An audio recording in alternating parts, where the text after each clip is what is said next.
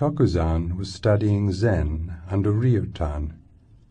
One night, Tokuzan came to Ryutan and asked many questions. The teacher said, "The night is getting old. Why don't you retire?"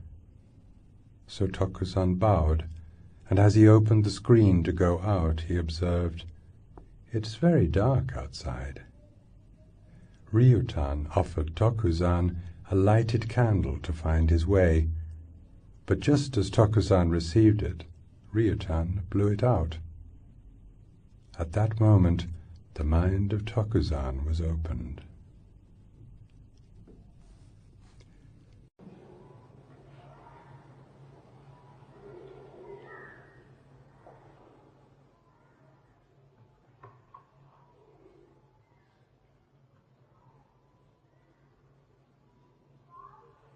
Tokuzan was studying Zen under Ryutan. One night, Tokuzan came to Ryutan and asked many questions. The first thing to understand, you cannot study Zen. It is impossible. You can be in it, but you cannot study it, because Zen or Dhyan is not an object of study. It is a way of life. It depends how you live. You cannot get it through scriptures. You cannot get it from anybody. Nobody can teach you. It is not to be taught. It is not knowledge which can be transferred from one hand to another.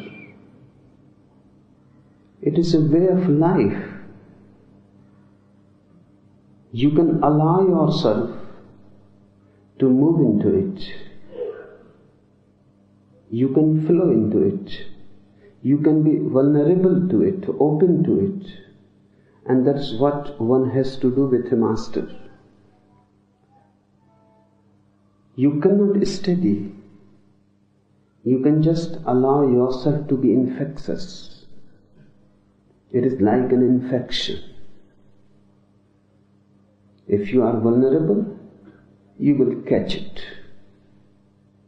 Just living with the Master is enough. Open, not fighting, just being with the Master. There are moments while you are silent, you can learn it.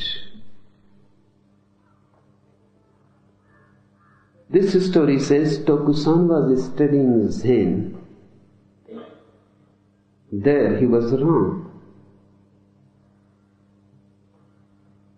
No university can offer you a course in religion. They offer. But whatsoever they teach is not religion at all. It may be a history of religion.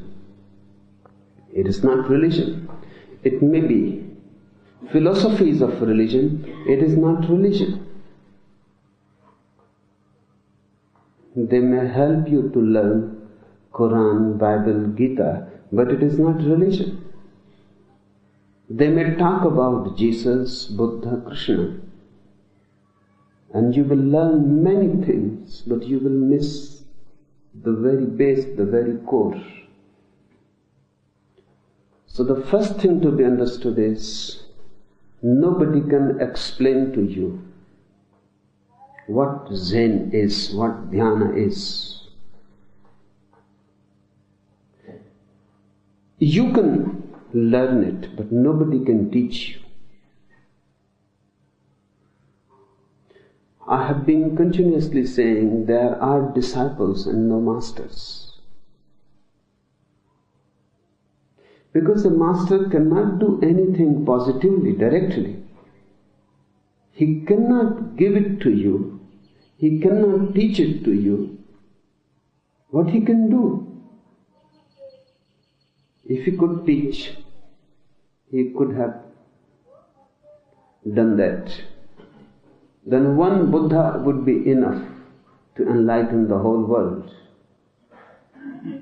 But many Buddhas have existed and the world remains as it is. Directly nothing can be done. The thing is so subtle, so delicate. If you transfer it, in the very transfer, it dies. I have heard one Christian priest was sending a Bible as a present to some friend. He had made a beautiful parcel. He came to the post office, and the clerk at the window asked, "Is there something breakable in it?" The priest laughed and said, "Yes, 10 commandments."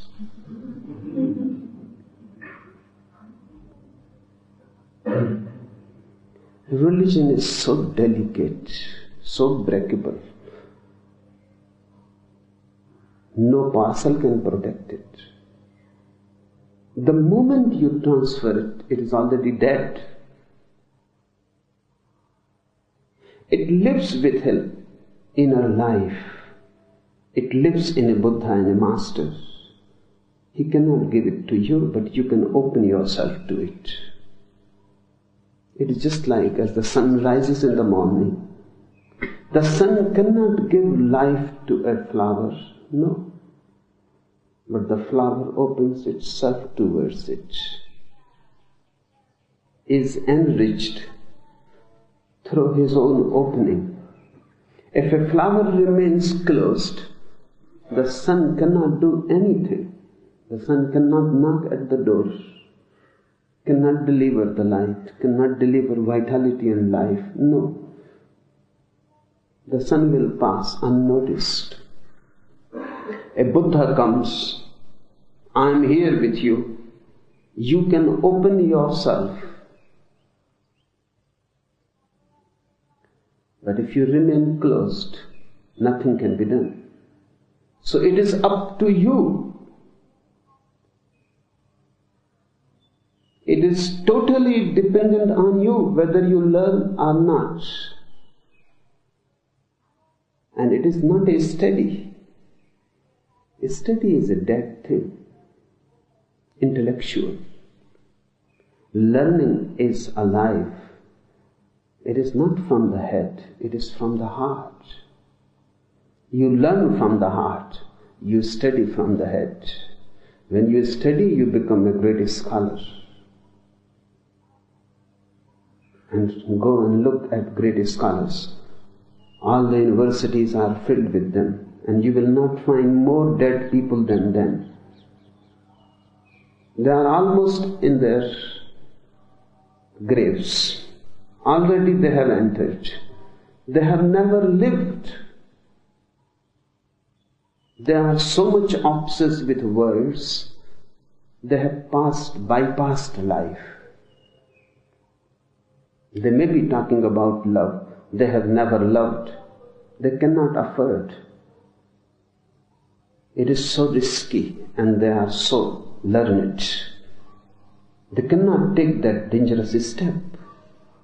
They have talked about meditation, read about it, but they have never done it. It is dangerous. Nothing can be more dangerous than that.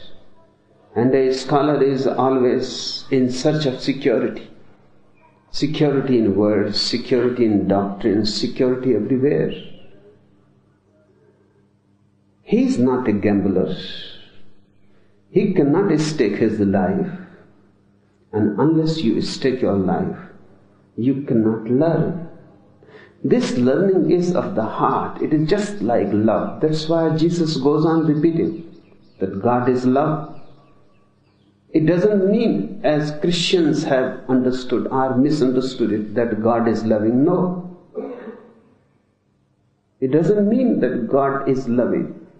It simply means if you want to reach God, the same is the method as when you want to enter into love.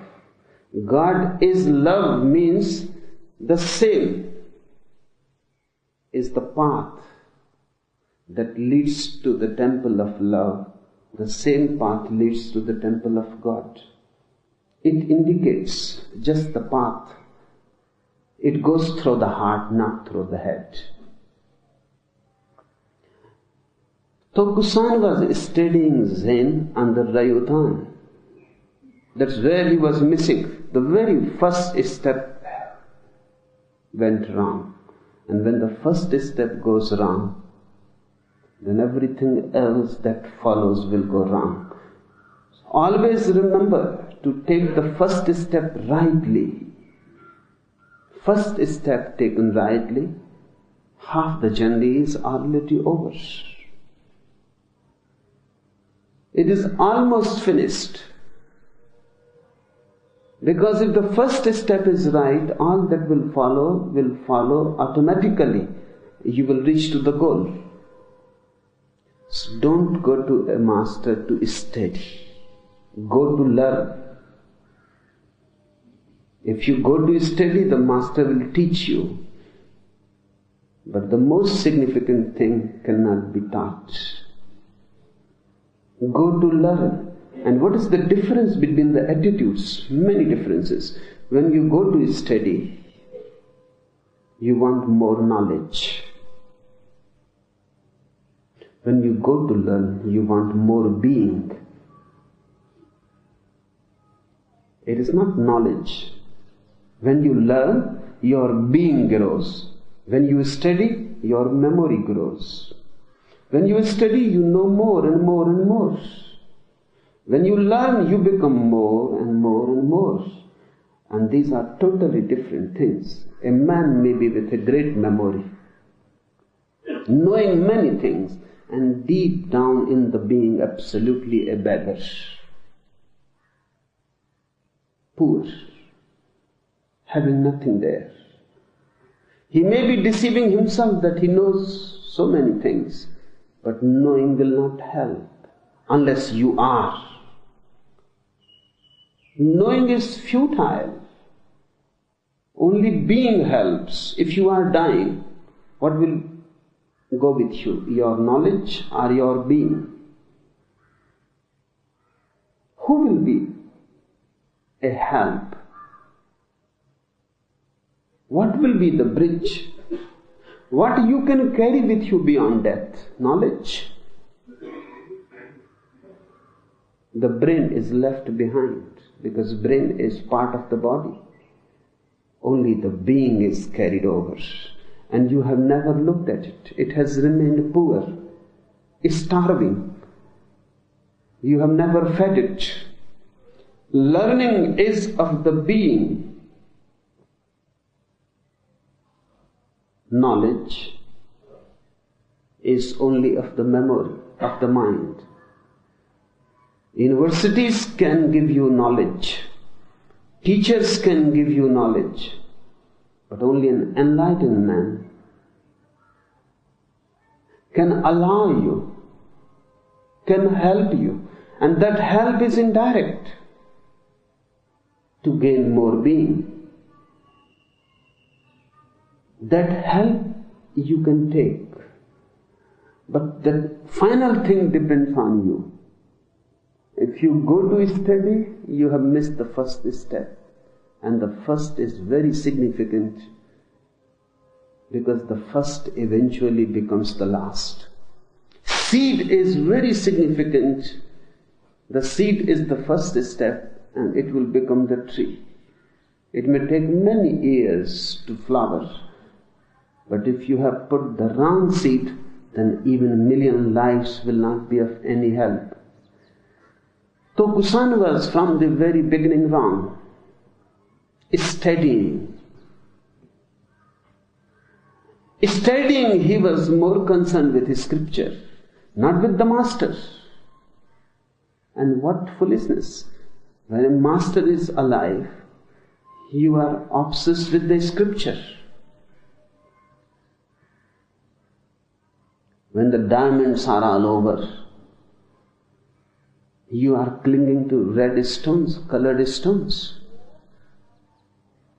When the master is alive, you are concerned with dead words. One night, Thakur came to Rayutan and asked many questions. A man who is with a master too steady is always filled with questions. Because this is how one studies. You have to raise questions so you can get answers, and then you can go on collecting the answers. You become more knowledgeable. A man who is not after study but after learning has only one question, not many. And remember, many cannot be answered, only one can be answered. Many cannot be answered because if you are that type of man who asks many questions, any answer that is given to you will create only many more questions, nothing else. Every solution will give you many more problems. You come to me and you ask, who created this world? And I say, God. And then you start asking about God. Who is this God? And why He created the world? And if I say, because of this, then you ask. Every answer will create more and more questions. But if you have only one question, that is very difficult. Only a very wise man asks the only one question. To come to the one question, you have already become mature. Because many questions show your curiosity. One question shows that your being has come to a conclusion. Now this is at stake. If this question is solved, everything is solved. It is a question of life and death. To ask one question means you have become one-pointed. To ask one question means now you are a unity already. And when you are a unity, the answer can be given to you. Otherwise, you are not ready. And no master is going to waste his time and energy on you if you are asking many questions. Ask one question. First find out what is the one question that is significant. Don't move on the periphery, come to the center. On the periphery there can be many points to be asked, but at the center there is only one point. And when you move on the periphery, you go on moving in a circle. One question will lead to another, another will lead to another, and you go on, and it is ad infinitum. But at the center there is only one question. And that question can be answered. Even without answering, if you have come to one question, the master can look at you and the question has been answered. The master can touch you and the question has been answered.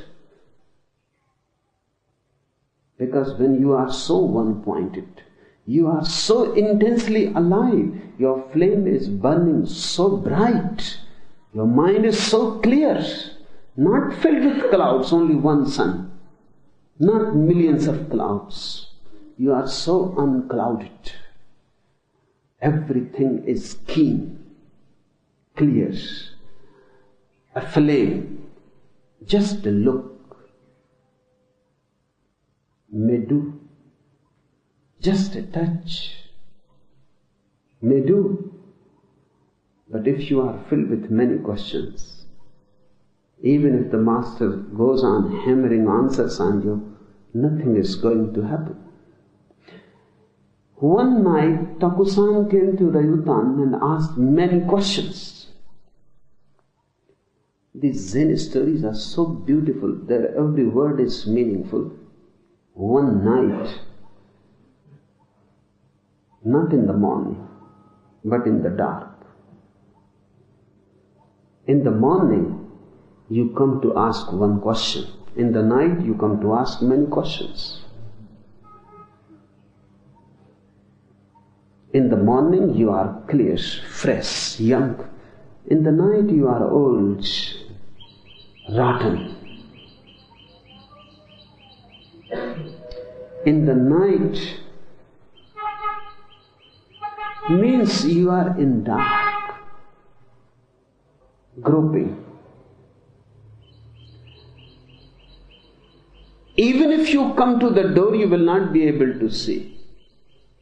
Even if the answer is given, it will not be understood.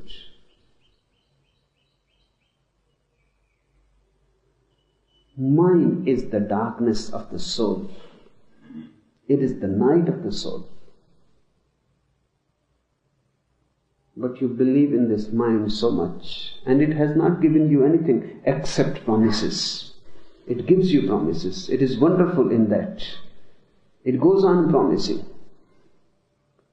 I have heard once Mullah Nasruddin came very, very late in the night back to his home. He knocked. The wife asked Nasruddin, "What is the time?" Nasruddin said, matter-of-factly, "It is very early, only 11:50.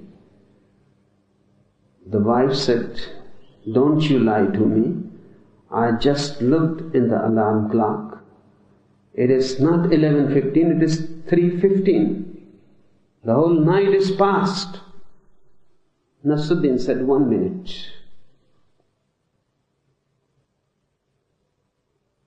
You believe in a 20 rupee rotten alarm clock rather than believing in your beloved husband. What type of marriage is this, and what type of woman you are?"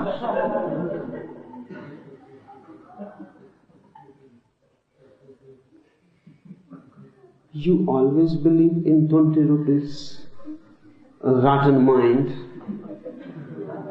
that you have purchased from an old used mind shop. It is not yours also. It has been in many hands, thousands of times. What is new in your mind? Everything is old, used. What is fresh in your mind? What is original in it? Everything is borrowed. And when a man purchases an old used car, he thinks millions of times whether to purchase it or not.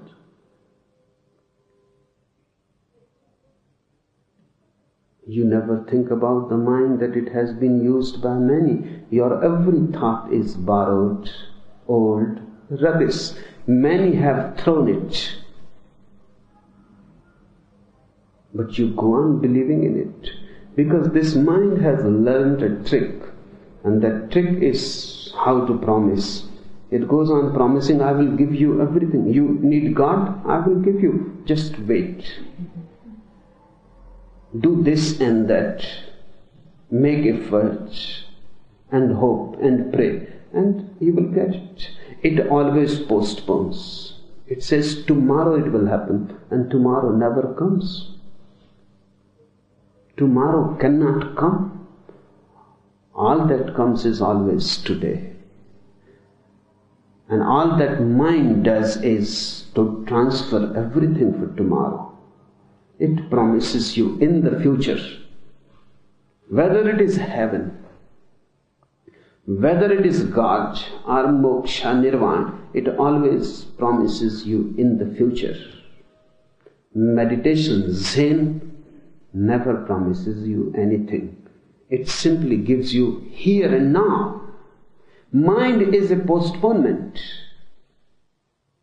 It says it will happen. It will happen gradually. Go by and by. Don't be in a hurry. Nothing can be done right now. Mind says time is needed. Long is the path. Much has to be done. And unless you do it, how can you reach? Mind always divides ends and means. In reality, there is no division. Every step is the goal, and every moment is nirvana. The present is all that exists. Future is the most illusory thing. It is a creation of the mind. But you believe in the mind. And it is really wonderful. You even don't get discouraged. I have heard about one man purchased a used old car. Then after 2 weeks he came back to the same shop and asked the salesman, "Are you the same guy who sold me this car?" The man said, "Yes," a little afraid and apprehensive, because he knew what type of car he has sold. This man said, "Then say me again the same things you told me before you sold me this car. I get so discouraged. Give me a little courage, and I will be coming on and off just to get encouraged." You don't get even discouraged about the mind. You go on listening to it. And mind is the dark part of your being, where no light enters. It is the night. So it is right, one night Thakur came to Rayutan and asked many questions. The teacher said he didn't answer. He didn't answer a single question. He simply listened to the questions. And the teacher said, "The night is getting old. Why don't you retire? Look, so many questions were asked, and the teacher simply said, the night is getting old. The darkness is increasing. You are moving into a darker and darker part of the mind. The night is getting old. Why don't you retire?" This is the only answer. For so many questions, why don't you retire? You are the question and the question creator. You, the ego, the mind. You are the disease. Why don't you retire? Many questions asked, only one answer given, and that too could not be understood. Because a person who asks many questions cannot understand one answer. His mind cannot understand anything that belongs to one. He can understand only the many. Many is always out, one is always in. Because the center is within you and the periphery is without. The master said, one of the most beautiful things, the night is getting old. Why don't you retire? It is time you should retire. It seems irrelevant. He should have answered the questions. He has answered. Because he says, you please retire. If you are there, then questions will go on coming. Questions come to the mind just like leaves come to the trees. And you go on watering the tree, and then the leaves go on coming. Of course, old leaves will fall and new will come. So, the master can answer a question, the old will go, but the new will come. And it will be replaced again. And a new question is worse. Because the old question, you are already fed up with it. You may throw it. You have lived enough with it. A new question, is again like a new wife. Again you are in love. Again the romance starts. Again the poetry. And again the whole nonsense. A new thought is dangerous than the old. Because with the old you are fed up. You are already getting bored with it. You want to throw it. That's why Buddha or Rayutan or persons like that never answer your questions. They will not like to give you new shelters for the mind. They will not like to give you new substitutes for the old. Buddha used to say, don't ask if you want to be answered. When you don't ask, I will answer. If you ask, the door is closed. Buddha used to insist for newcomers that for 1 year you remain with me without asking anything. If you ask, you cannot be allowed to live with me. You move. 1 year you simply be silent. And it is not a question of asking visibly. Buddha knows if you go on asking within, he knows. One day it happened. Mahakashyap was sitting. He has not asked anything. A great disciple of Buddha, but just few months before he had come. And Buddha told him to remain silent for 1 year, not ask anything. Few other disciples were sitting there. Suddenly Buddha asked, Mahakashyap, you asked. So Mahakashyap said, I have not spoken at all. And others also said that he has not spoken at all. Buddha said, look within, you have asked. You have broken the promise. And Mahakashyap looked and he bowed down and he said, sorry. He had asked. He has not asked so that you can hear, but deep inside the question has been there. Even if you don't ask and the mind is asking, you have asked. Because thought is a subtle action. It will become visible sooner or later. The bubble is there, it will come to the surface. You can suppress, but you cannot deceive a Buddha.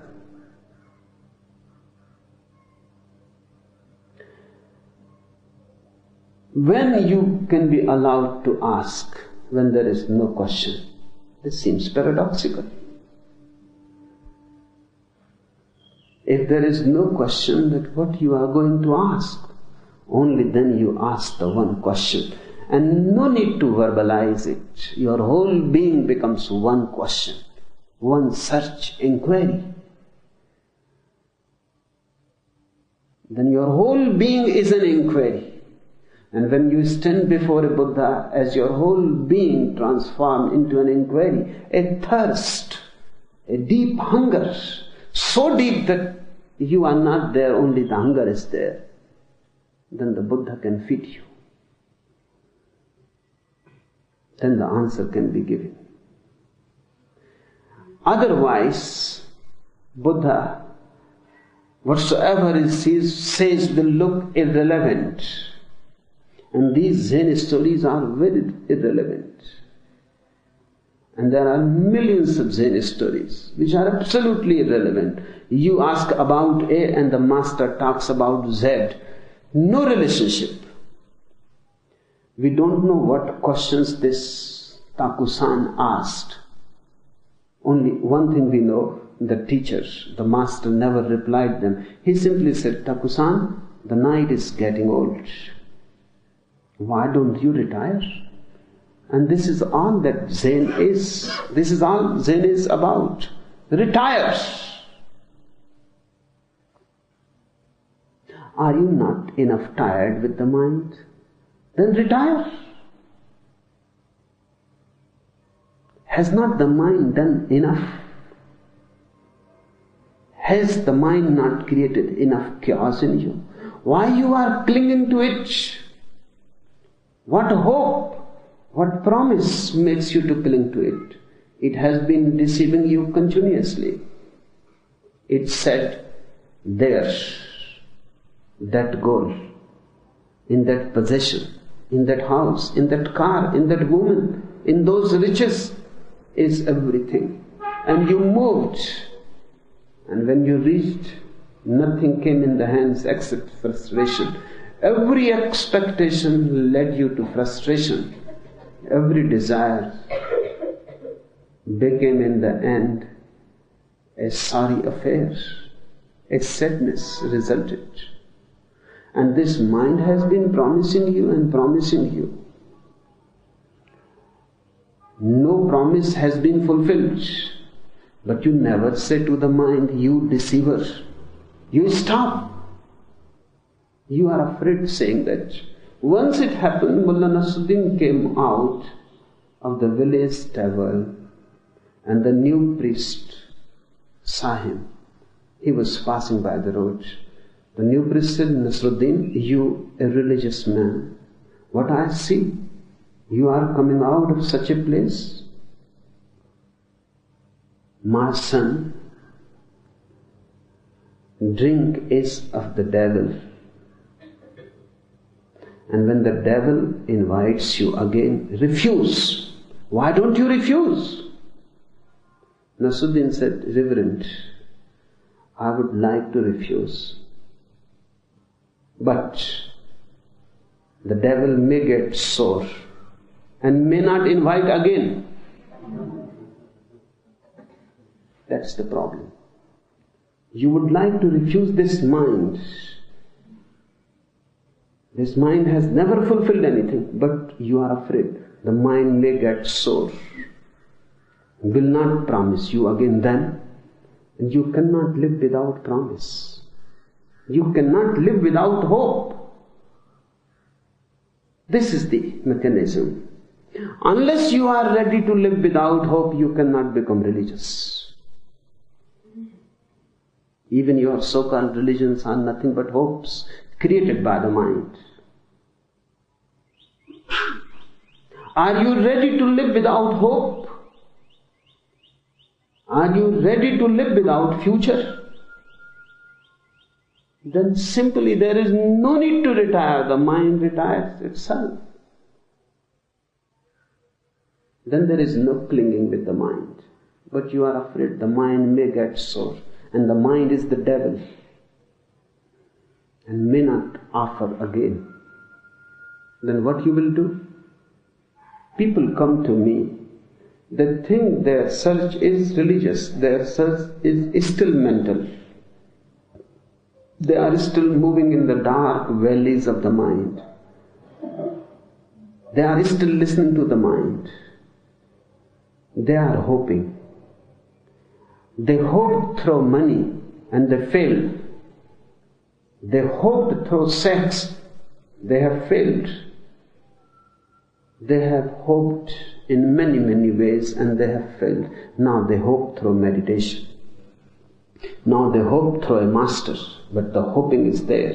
And remember well, if you hope through me, you will miss me.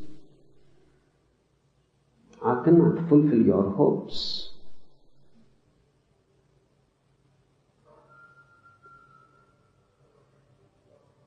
Why not leave hoping? Why you hope? What is the base of it? Discontent becomes hope. This is the disguise. Because here and now you are so much in discontent, so much in misery. You need some hope in the future. That hope will help you to move. You can somehow tolerate the present. Through hoping, you can tolerate the present. Hope is anesthesia. The present is miserable, painful. Hope is alcoholic. It is a drug. It makes you enough unconscious so you can tolerate the present. Hope means here and now there is discontent. But have you ever looked at the whole phenomena? Why you are discontent here and now in the first place? Why? Because you hoped in the past. That's why here and now you are in discontent. This today was tomorrow yesterday. Yesterday you hoped for today because it was tomorrow then. Now that hope is not fulfilled. So you are in misery, frustrated. And to hide this misery, to somehow pass today, you are again hoping for the tomorrow. You are in a rut.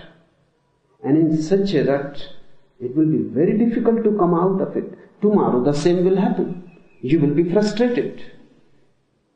Because mind can promise but can never fulfill. Otherwise there was no need for meditation.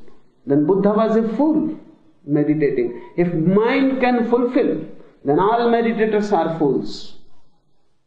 Then all enlightened persons are fools. Because mind cannot fulfill, when they came to understand the whole mechanism and the whole misery of it, this is the mechanism. Yesterday, mind promised you that something is going to be delivered to you tomorrow. Now the tomorrow has come. This is today. And the mind has not delivered. You are in misery. Your expectations are frustrated. Now the mind says, tomorrow I am going to deliver. The mind again promises you. And what type of stupidity is this? That you again listen to the mind. And tomorrow the same mechanism will be repeated. It is a vicious circle. You listen to the mind, you become miserable. Otherwise, this today is paradise. And there is no other paradise. This today is nirvana. If you had not listened to the mind, just don't listen to the mind, then you are not in misery. Because misery cannot exist without expectations and without hopes. And when misery exists, you need more hopes for it. To hide, to live somehow. Live hopelessly. Then you are a religious man. Then you are retired. Beautiful are the words the Master said, the night is getting old. Why don't you retire? Have you not had enough of this night? Have you not heard and listened to this mind too much already?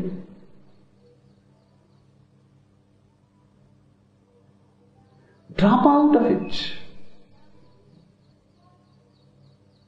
Don't listen to it anymore. Retire. But Tokusan misunderstood him.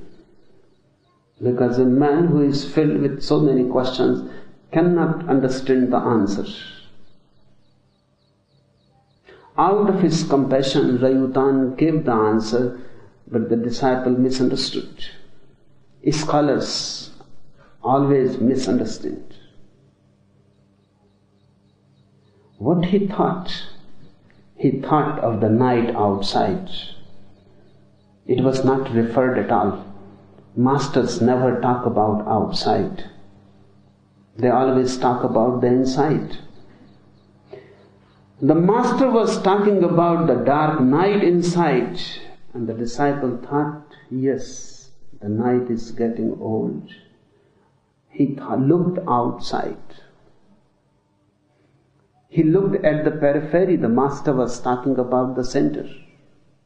The Master was using the language of the within, and the disciple understood in the language of the without.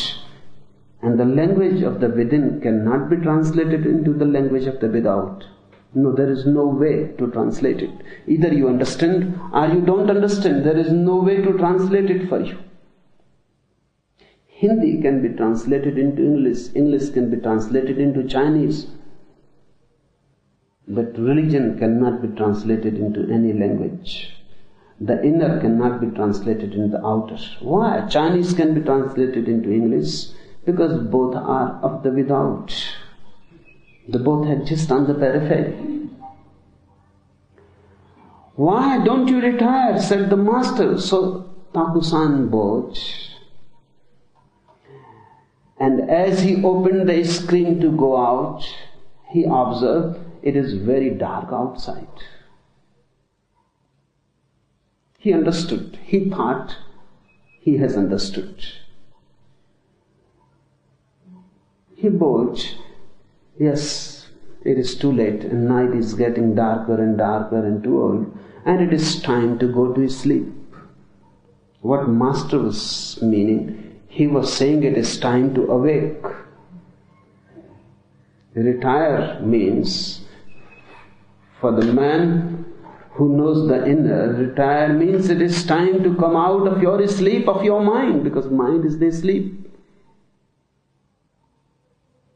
You have heard about the sleeping disease? Mind is that disease. It is deep sleep. Even while you are awake, it doesn't allow you to be awake. You move in a deep hypnosis. It is a somnambulism. You do things just like a mechanical, automatic mechanism. You are like automaton. You eat, you talk, you do things, you are efficient. But don't think that you are awakened. You are not awake. You have many types of sleep. Sometimes you sleep with closed eyes, sometimes you sleep with open eyes. Sometimes you sleep on the bed, sometimes you sleep in the temple on the street. Sometimes you are in the shop sleeping. Sometimes you sleep doing things. Sometimes you sleep without doing things. Sometimes you sleep with dreams. Sometimes you sleep with thoughts. But you continue your sleep. In the morning, you don't become awake. In the morning, a new kind of sleep starts with open eyes. And dreams float and thoughts continue. And you do the ritual. Awakening is not needed for the daily ritual. That's why nobody likes new things to happen every day. Because if new things are happening, then you will have to awake. With all things, a routine. You can move sleepily. There is no need. In a life of 70 years, even if you have been awake for 7 moments, it is too much. That's why when Gautam Siddhartha awakened, we called him Buddha, the awakened one, because it is such a rare phenomenon to be awake. The master meant to retire from the mind so that you can be awake. And the disciple understood right. He said, it is very dark outside, I must go to sleep now. I must retire. This is how, from the master,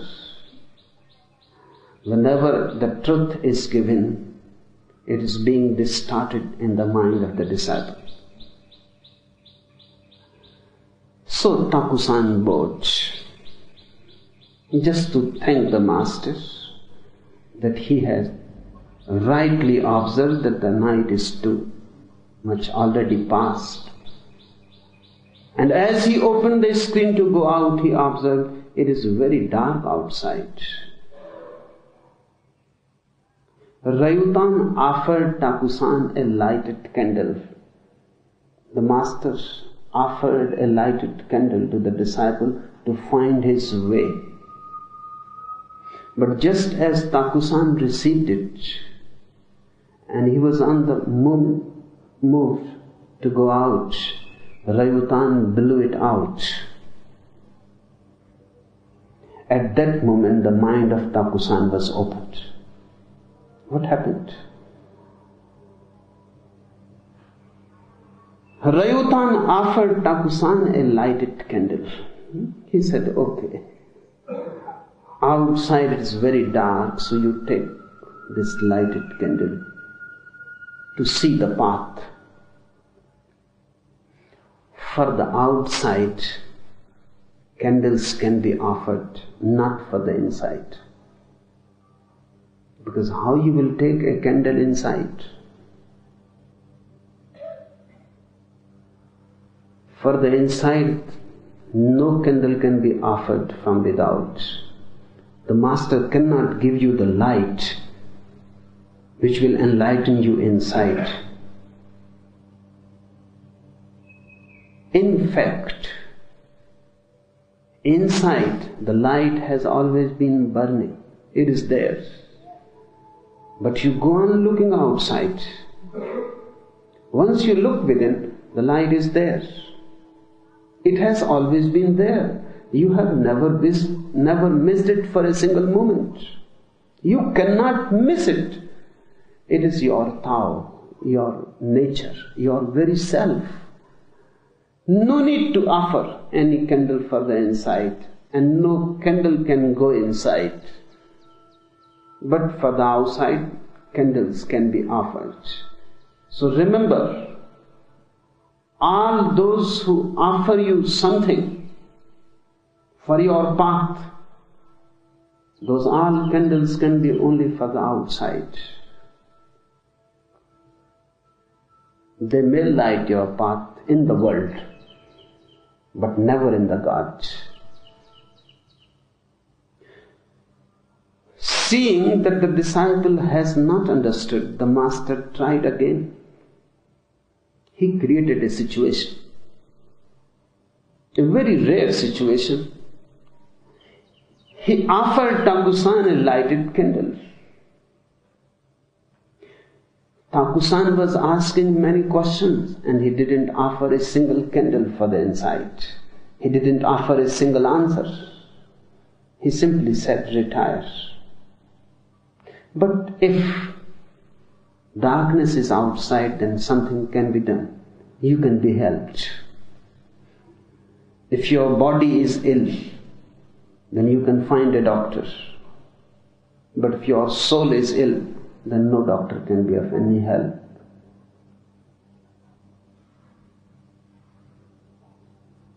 Then you have to do something. Then the Master can only bring you to this point that you have to do something, because inside nobody can penetrate except you. If somebody can penetrate in your inside, it is not inside. Because in the interior most temple of your being, how anybody else can enter? There is no space. Only you exist there in your total aloneness. That's why Mahavira has said that even love cannot enter there. You are totally alone. Mahavira has used the word for ultimate liberation, for ultimate salvation. That word is Kaivalya. Kaivalya means absolute loneliness. In your innermost being, you are totally alone. Nobody can enter there. Not even a master can enter there. If somebody can enter there, then it is outside. Then it is not the interiormost core. At the center of a circle, only one point can be there, not two. If there are two, it is still not the center. then still a small periphery is around. You are alone in your deepest being. The Master can help you to become aware of this fact. And once you know it, all disease inside disappears. Once you accept your total loneliness, you are liberated. Then there is no attachment. Love can flow. In reality, only now love can flow.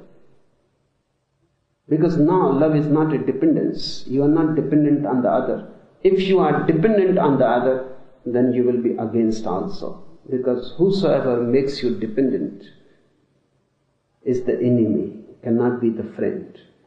So lovers continuously fight because the lover is the enemy, the beloved is the enemy. You have become dependent. You cannot live without.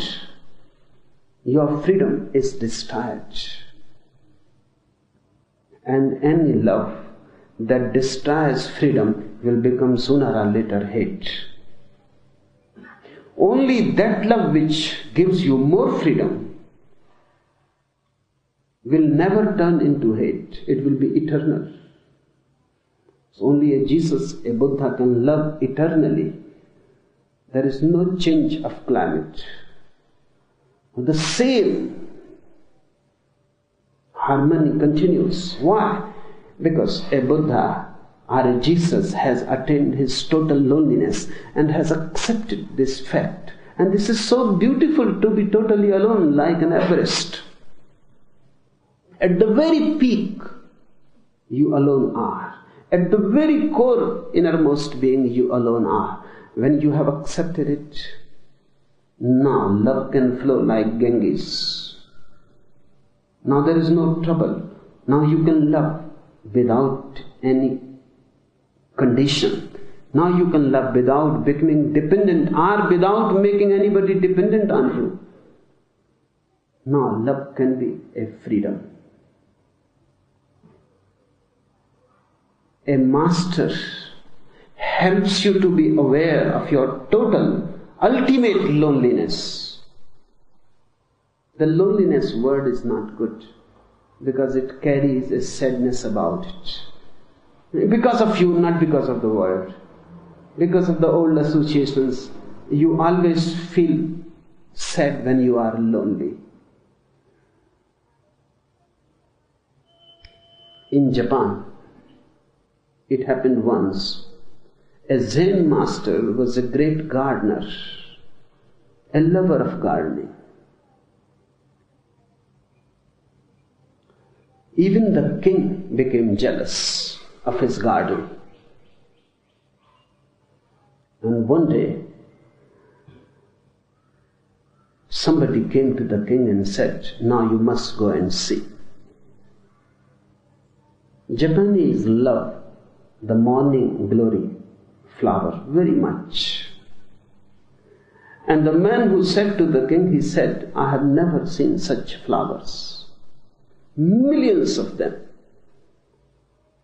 The whole garden of the Zen master is filled with flowers and the fragrance. It is so beautiful, don't miss it. You should go." It was too much for the king to go to see this poor man's garden. He had a big garden, hundreds of acres of greenery, hundreds of gardeners working there, and he had to go and see. But the man reported and he said, "It may not happen again."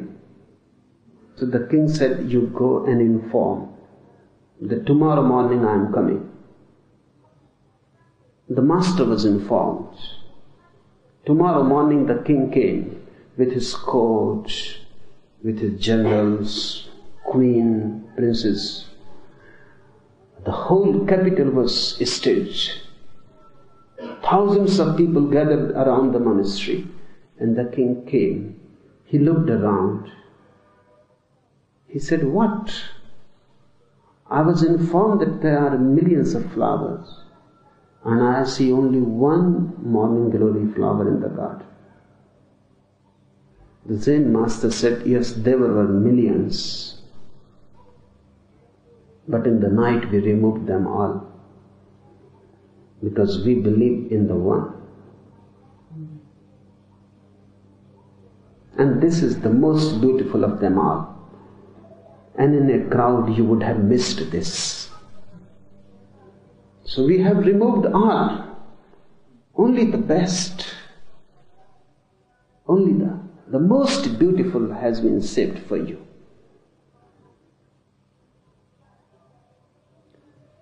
The king became a little sad. He said, it looks so lonely. And the Zen master laughed and said, it is not lonely, it is alone. Remember this. When you reach to your innermost center, you are not lonely, you are alone. And this aloneness is not an emptiness, it is the fulfillment. This aloneness is not empty, it is overflowing. This aloneness is not a void, it is the all. The master can make you only aware of this fact which is already there. He cannot give you anything new. He only gives you that which you have already, which you have already been carrying within you, but never alert. He only makes you mindful of the fact that is of your being. He makes you only aware of the truth, the treasure that is hidden there, and you have not looked at it. Your being a God is already the case. The master simply makes you aware of this fact. It is not an achievement. Rayutan offered Thakussan a lighted candle. He said, okay, if you cannot look within and the darkness that you are living in, the darkness of the mind, talk about the inside and you look outside. If you are so focused, I will give you a candle. He gave him a lighted candle to find his way. But just as Thakussan received it and he was going to move, he stepped down from the temple of the master. Rayutan blew it out. Suddenly darkness. With the lighted candle there was light. It was not even given and immediately blown out. Suddenly there was darkness. At that moment, what happened? The mind of Thakussan was opened. He became enlightened. What happened in this moment? Many things. They happened simultaneously. They happened in a single fragment. No time was lost. Here the candle was blown. There. Immediately, the disciple was enlightened. What happened? One thing. Suddenly he became aware that the master was not talking about the dark night outside. That's why he has blown the candle. To indicate that this candle won't do.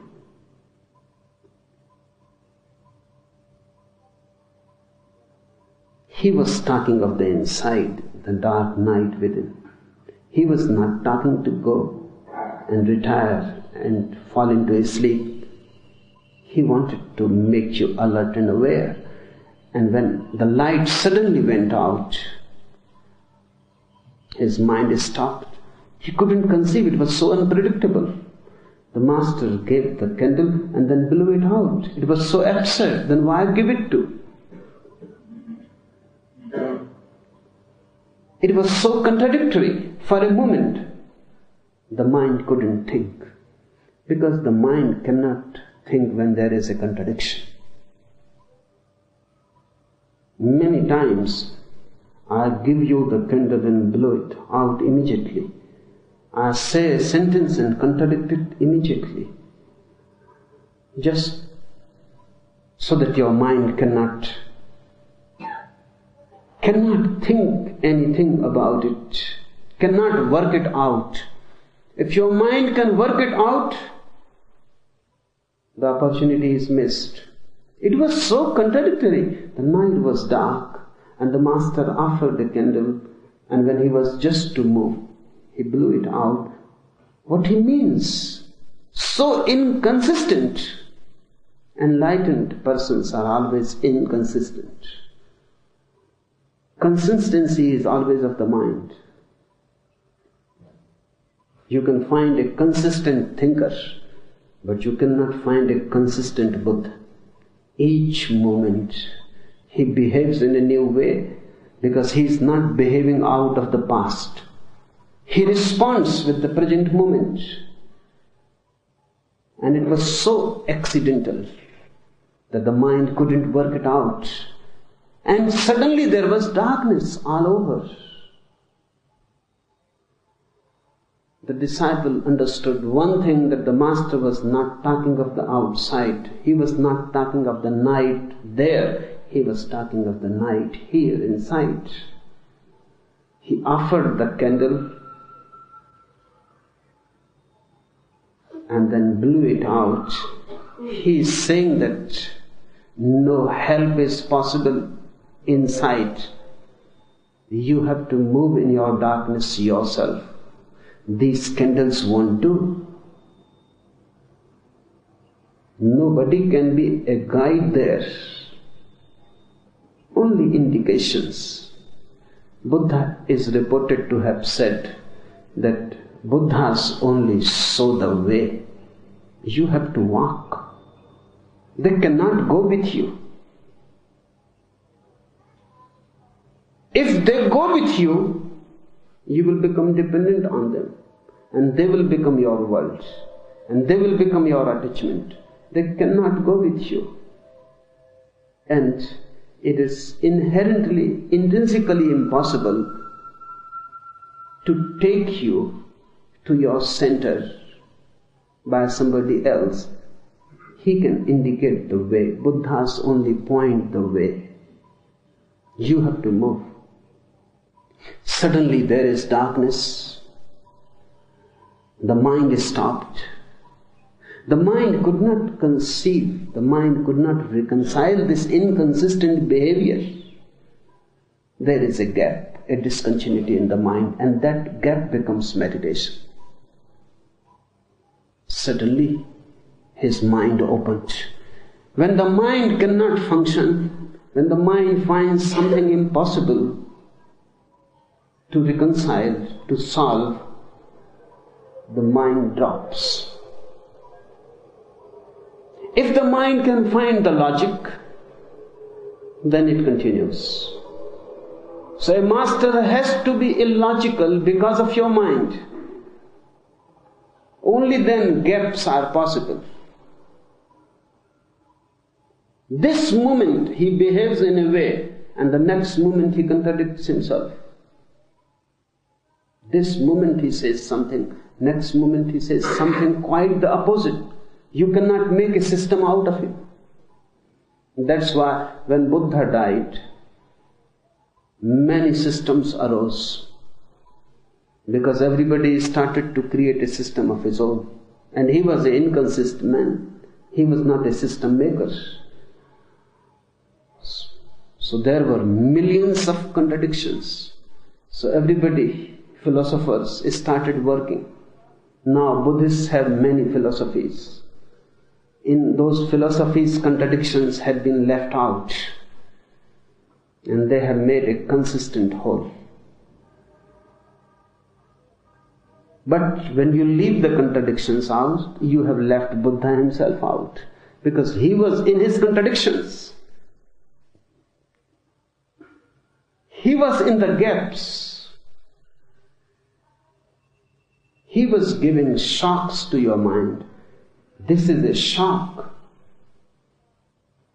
Thakur-san, at that moment, suddenly became alert. He could not have predicted it. If the mind can predict anything, there is no shock. If I repeat this story with you, if I give you a candle this night, you know the story well, and then I blew it out, nothing will happen, because you expect.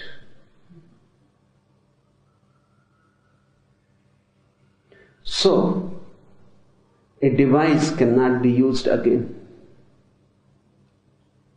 Impossible to use it again. That's why always new Buddhas are needed. Because old Buddhas, your mind has absorbed them. It knows very well. So a new Buddha may do exactly the opposite. He may give you the candle and will not blow it out. And you go in the dark night with the candle, thinking continuously, what happened?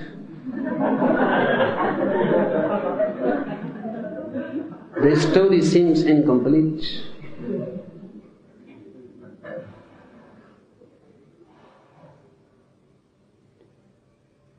A new Buddha has to create new devices, new methods, new techniques, because your mind is so cunning.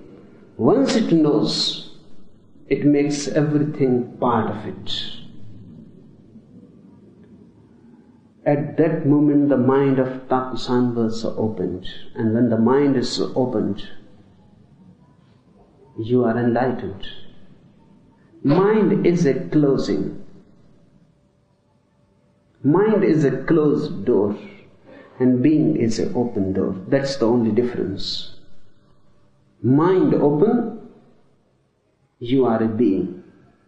Mind closed, you are just a past, a memory, not a living, alive force. Mind closed, you can look only outside. Because how you can look inside? The mind is closed, the door is closed. Mind open, you can look inside. Looking inside, you are totally transformed. Once a single glimpse of the inside, and you will never be the same again. Then you can move, you can look outside, you can move in the world. You can be a shopkeeper, you can be a clerk, you can be a teacher in the school, you can be a butcher, you can be whatsoever you were before, but the quality has changed. In Zen they say, before a man is enlightened, rivers are rivers, mountains are mountains. Then, when a man becomes a seeker, rivers are no more rivers, mountains are no more mountains, everything is confused, a chaos. And when a man becomes enlightened, rivers are again rivers, mountains are again mountains. Zen people say that a man of enlightenment lives the same way as any ordinary man. No difference. On the outside, he eats when he feels hungry. He sleeps when he feels tired. No difference on the outside. Just the nature of being, the quality of the being has changed. Now, the mind is open. He can look outside, but he remains inside. He can move in the world, but the world never moves in him. He remains in the world, but the world is no more a part of his being. He can do whatsoever is needed, but he is never attached. Not that he is detached. No, he is neither attached nor detached. The world has become a dream. The world has become a play, a game. It is no more real. It is no more substantial. If he happens to be a butcher, he will remain a butcher.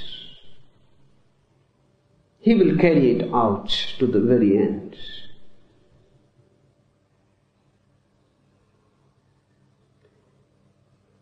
Zen says that the ordinary mind is the enlightened mind. With only one difference, the mind open, the door open, alert, awake. The sleep has gone. You are no more in a hypnosis. You are no more in a drugged state. You are alert. If you try too much to change the outside, that shows that you are still attached. If a man tries to be detached, it shows attachment. Why bother about detachment if you are not attached? If a man escapes from women, shows that sex is still the obsession. Otherwise, why escape from women if you are not obsessed? If a man avoids the market, moves to the Himalayas, he is still somehow in the market. The market is in him. He is still afraid. And fear always shows that you have not changed. Otherwise, a man of enlightenment will be as ordinary as anybody else, more ordinary than anybody else, extraordinarily ordinary. Because why? He is not an exhibitionist. He may be just your next door neighbor and you may not know him ever. Because you are after extraordinary men. If a man stands for years, you will go. Many miles you will travel. It will become a pilgrimage because you are going to see a man who has been standing for 10 years. It may be a feat, but it doesn't show anything. It again shows just an egoist standpoint, an exhibition. You may go and bow down to a man who has been fasting because you cannot fast. This man has achieved the goal and you cannot achieve it. You feel inferior before this man. You bow down because deep down you also wanted to be like this extraordinary. You wanted some powers, miracles, and this man has achieved. A man is a brahmachari, a celibate. You feel you feel very much influenced, impressed, because you cannot live without a woman and this man has lived.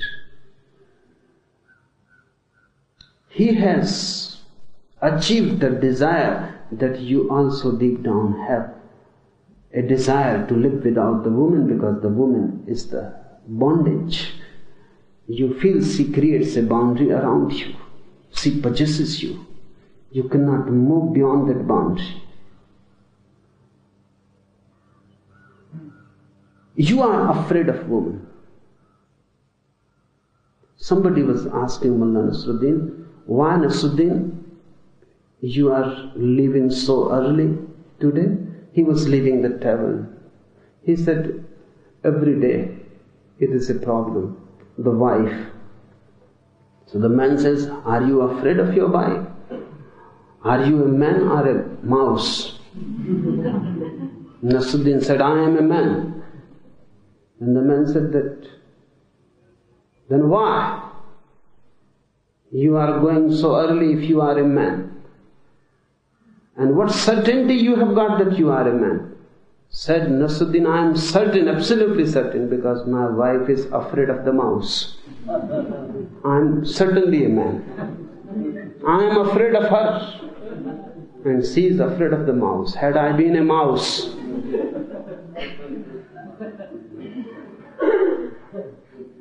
The wife, the husband, the family, the work, the responsibility, the world, everything becomes a burden, a boundary around you. You feel encaged, imprisoned. And a man who has left all, standing alone in his majesty, neither burdened by wife, children, neither worried, neither afraid, you bow down to him because you feel this is the goal. This is what I would also like to achieve. But this man is just the opposite pole of you. He may have become the mouse and you may still be the man.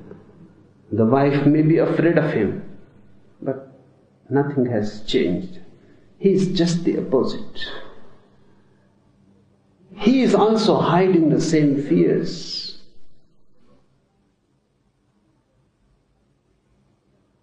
He is also hiding the same lust. But he has reversed the whole process. He is floating upstream, that's all. But the stream is the same. The fight continues. He may be a greater fighter than you, or maybe a stupid fighter than you, because stupid people are always courageous and they can float upstream more easily than anybody else. Idiots can do things ordinarily intelligent men cannot do. Fools can enter where even angels are afraid to go. So if you see in your monks, in the monasteries, your sannyasins, your so-called sadhus, stupid people, that is natural. Look in their eyes, you will never see the look of intelligence. You will not see the clarity. You will not see the flame. You will see just stupid, idiot people, dullards. They can do such things more easily. They can stand on their head, Sirsasana, and they can do for years. But they have not changed. The transformation has not happened. Zen says the ordinary mind is the enlightened mind. You don't go anywhere. The ordinary world is the paradise. Here and now, everything is there. You need not go anywhere. A man whose mind is open, the wife disappears. Not that he escapes from the wife, simply the wife disappears. And a beautiful being is there. When there is no wife, a beautiful being is there. When you make a being, a wife, a husband, ugliness enters. Then there is a friend, a beautiful loving friend, because expectations bring enmity. It is your mind, closed mind, which creates the problems, not the wife. For the first time you become aware of the beauty of the world. Everything is young and fresh and alive, and God is here. If you think your God is somewhere else, you are still listening to the mind, because that is the language of the mind. Somewhere else. Never here. And He is always here. Meditation reveals you the here and now. And then the ordinary mind becomes the most extraordinary. And the ordinary life becomes the supreme, the ultimate. The only difference is of a closed and open mind. When thoughts are there, the mind is closed. When thoughts are not there, the clouds are not there, and the mind is open. And when the mind is open, the old pail has fallen. The water has flowed out. The reflection disappears. No water, no moon. Enough for today.